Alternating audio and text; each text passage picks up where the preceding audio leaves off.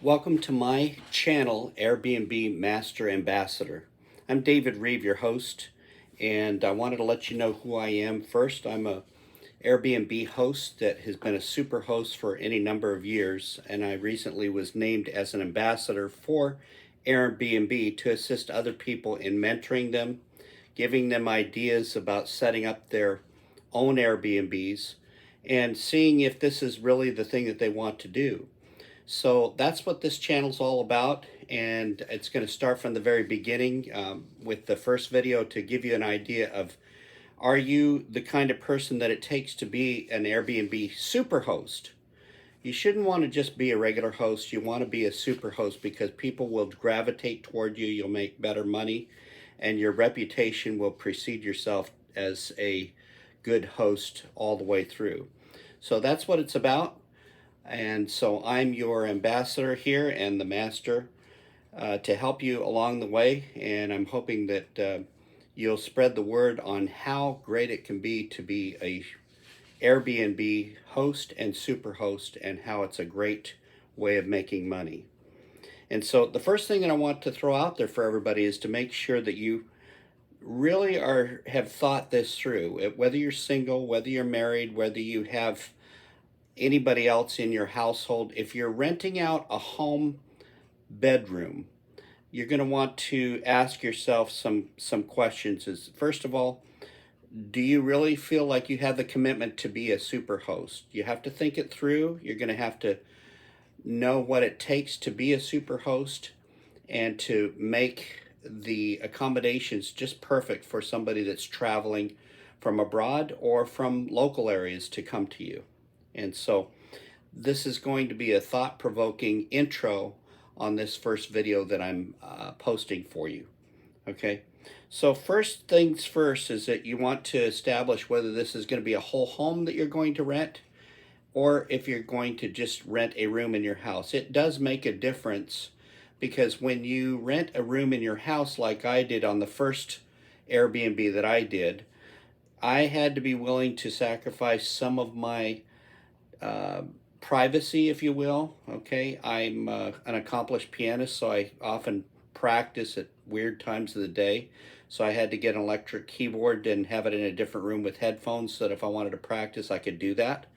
But that's also my calling card, is having a beautiful grand piano that I don't mind sharing with musicians if they come to my home. And that would be one way of getting people to come to your home, is be a quote destination. Airbnb talks about being a destination. Now, I'll tell you, I live in a suburb of Fort Myers, in an area that I would have thought that there's absolutely no calling card, quite honestly. And yet I've had people from the Netherlands, from Germany, from various states up north. I'm in Florida, and I started quizzing them, talking with them a little bit when I got to know them. Well, why are you here? Well, you're a little bit further away from the beach, so it costs a little bit less. That was one answer that I got. The other thing that I found out is that people are playing pickleball tournaments close to my home in a nearby city about 10 miles away, and this was the perfect match for them. So there was a calling card there. There's also equestrian things that go on in the community. It's kind of rural, so some people like the idea that I'm only 3 miles from a river where they can put kayaks in or rent boats and those kinds of things. I also found out that there's a parasailing pilot course close by, and one of my guests have come 4 different times from one of the northern states and enjoyed taking classes there and doing parasailing. And so you want to know what your calling card is in your community, but you want to know whether the privacy issue is going to be an issue for you and your family. Obviously, if you're living in the property versus having a whole property that's completely ready to go, is a different situation, but you still want to think of security concerns. And so with that, I'll tell you that my home, I never give a key up for the home. I always have a Wi-Fi door lock that I can either remotely or directly program with a new code. And so people that are there for a specific period of time, they have a code that expires. And when that when their tenure there, when they are done being there, then the code can be changed, and I just change the code every time that they leave the property. And that's one way that I promote some security, because nobody ever gets a physical key to the property. Now, don't get me wrong, I have a backup plan. I have a backup way of getting into the property in case that lock fails, both through the garage as well as a keyed lockbox. But I haven't ever had to go to the keyed lockbox as a backup plan at all. Okay? So, something to think about, security on the property. And when I talk about security on the property, also, I'm not talking about having an alarm on the property all the time. That's fine to have an alarm on the property when it's unoccupied. Go ahead and do that. But I personally don't recommend having an alarm system that's running during the night time when you have guests there. They're liable to not sleeping well. Maybe they want to go out on the patio and relax in the evening. And if you have an alarm set, you're going to have a false alarm, or it's going to scare the heck out of everybody. So my personal thoughts on having an alarm running while you have guests is it's probably not a good idea. But again, you're going to set your own rules and how you're going to do things as well. Okay? So you want to make sure that you're okay with sacrificing your time a little bit. It also means that you're going to have a method to either have somebody available to meet your guests and greet them, which is the best way. That's the best way to get people in your property. But if they're coming at different times, or if you have a very busy schedule, you're going to want to probably film a video that you can upload to them and show them how to use the Wi-Fi door lock and where their accommodations are at. And honestly, I've made my system very labor unintensive by the way of having a video of how to get through the door and what their code would be, and how to get in touch with me and that sort of thing. I've actually had people come into my home that I live in, even when I was out of the state, because I was able to facilitate a way of showing them how to get into the property by way of a video. And so it can lend itself to a very easy method of not being tied to your property, whether you're living there or not, as well. If you are sharing areas, you're going to want to have some rules about the areas. For instance, I use a shared kitchen approach. Everybody's able to go ahead and use the kitchen and even entertain if they want, even though that I live in the property. But I have strict rules about no food in the bedrooms, and I have rules about making sure that the dishes are done after each and every meal. It's a cardinal rule that has to be followed, and it's spelled out in writing in each of the bedrooms that I have. I have two bedrooms with one bath that I have available for guests, and I only rent to one group of guests at one time. So if somebody just rents one room, then the other room stays vacant. I do it that way purposely for their own privacy issues. And I have what's known in Florida as a split floor plan, so that my master bedroom is on one side of the home and the other two bedrooms are on the opposite side of the home. And so it gives them plenty of privacy. I've only had one inquiry where somebody felt a little bit uncomfortable with the idea of staying at a home where a single guy was, or what have you. I've literally entertained people of all cultures from South America, Colombia, the Netherlands, Germany, really basically all over the world. So it's very rare, unless you portray something where people aren't going to want to rent from you. And people have their own special ideas about what they want as well. And so keep in mind, try to walk in their shoes when they're checking you out. You want to make it very inviting and a very friendly atmosphere. And I can also share some of the rules that I have in my own home that are very helpful. I take an approach that some people want to make friends abroad and make new friends in this area. Other people want to have their privacy and really don't want to get into real conversations. You just have to kind of find out what kind of people that you have. And some people are there to work, and they're working at a temporary job, and then they're sleeping, and that's it. It may be like two ships passing in the night. I've literally had people that I haven't seen them until the day that they're going to leave. So there's a lot of things there that you might not have thought about, and I'm certainly open for questions as we go along as well. Okay. Um, Check to make sure before you start your trek. Make sure that doing an Airbnb is allowed in the community that you're in. I'm in a rural community that is not an incorporated city, and so there are no city rules. I only have to comply with county rules here. And in the state of Florida, there is a bed tax that is collected for short-term rentals. That's the beauty of having Airbnb on your side. They collect those bed taxes, they deliver them to the county. You're in the clear, and you don't have to file a special bed tax return, which is required on a monthly basis. And I would have to have that done by a CPA or some professional that knows how to fill out that paperwork. Airbnb does it all for you. They collect it, they send it, you're all set. All the money that you get into your account is yours to have, and it's after they've taken whatever commissions and other service fees that they have. Okay.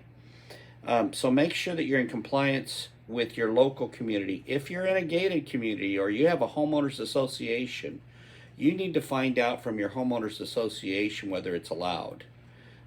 There's involuntary and voluntary.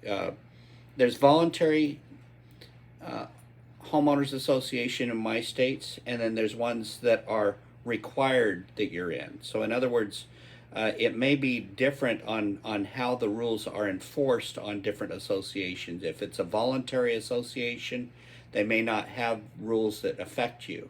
If it's an association where you're absolutely required to comply with all the rules and pay dues and all that, that's a whole different thing. And you may need to get permission from the association in order to do that. And I'm here to tell you, at least around where I live, and most parts of Florida where I have been, and I work all over Florida because I'm a real estate broker. I own my own company. Most places, when they have associations and you're paying dues, they have certain strict rules about rentals, and oftentimes it can really put a clamp on what you're able to do. So if you're thinking of buying a property and you haven't bought it yet, be very careful that you're buying something that is compliant for doing Airbnb, if that's what your end game is and your goal is. Okay. Have you really put thoughts about what it takes to be a 5-star rating for your property? That's what you want to look into, is what is it going to take? What does it take when you travel? If you go into a hotel, I often travel, and most of the time I'm at some Hilton brand. That would be Embassy Suites or Hampton Inn or Hilton, any number of the other brands that they carry. But I stay with them because of most of the time there's consistency. But when there's not consistency, I say something about it. And I look to see how are those rooms set up. So if you go into a decent hotel, and those aren't necessarily 5-star hotels, they aren't always rated 5-star, okay? But they have clean linens, they have extra clean linens available, you have soap available, you have shampoo available. Think about the people that might be flying in from Germany and have been limited to not bringing very much in the way of shampoo and soap, and they arrive late in the afternoon. They're all messed up with their sleeping habits and everything else. They want to get a shower and take a nap or whatever it is. They want to have some toiletries there. Make sure that you have plenty of toilet paper, plenty of toiletries available. Nobody ever runs out. You might have a spare razor for people. You might have some spare toothpaste, particularly because they don't let you carry a lot on board aircraft and such. Make sure you have some incidentals that you can have, and don't charge for every single item. I always have cases of water here, and I encourage people, we're in the tropics where I am, so I encourage people to drink as much water as they possibly can, and take some from the refrigerator or take some from my utility room where I keep cases of water, and I invite them to do that. And so the other thing is that you may want to think of what kind of value added things that you do. Periodically, I don't have a set thing that's written in my Airbnb that says, when you get there, you're going to have breakfast waiting for you. I don't do that because it's a promise that I couldn't always keep. However, if I know I'm going to be around and somebody's going to be there, I'll let them know that, hey, I just want to let you know I bought some fresh bagels. There's some fresh cream cheese. Help yourself. It's all gratis, and it's just here as a value added thing. I put it to them that way. I tell them I'm just doing a little something extra for them. It goes a long, long ways to making sure that if something else goes wrong, they're still going to give you a 5-star rating, okay? Have you thought about a list of rules and regulations, if you want to call them regulations, about your home? Okay, I'm a non-smoker. I worked in respiratory therapy for many years. I have no interest in having anybody that smokes or vapes on my property. Sorry, smokers that are there, but it's a stinky proposition. Let's just call it that. But here's the deal. I have right in my rules, and I have right on my website, that if you're a smoker or a vapor, it's a deal breaker. I actually put it that bluntly on my entry on Airbnb. Okay, and so if somebody shows up and I didn't realize that that you didn't take smokers. Can I go down the street to do my smoking? The answer is no, and you can leave. And you notice I intentionally just paused to get your attention on that, because you know what? What's right is right. If you post it properly and you communicate properly through the website, and then somebody shows up and they're going to be a smoker and they're going to act like they didn't know what the rules were, well, I'm sorry. Time to call customer service and get it straightened out, and they can leave the property. So interestingly enough, just, you aren't stuck because you're a host. You should never feel like you're stuck. And fortunately, I think I'm at 5+ years now, pretty close to that. I've had very few issues ever come up because I'm proactive with rules. I'm proactive with what I need to have for my property, and I don't let it go. And I put it in the very beginning so there's no misunderstanding about it, okay? I have a cat at my property. I post that information. I wouldn't want somebody to come that didn't like animals or were allergic to cats, okay? And so there's no reason for somebody to show up and then say, oh, well, I didn't know you had a cat. Wow, well, it's posted on there so they can read that.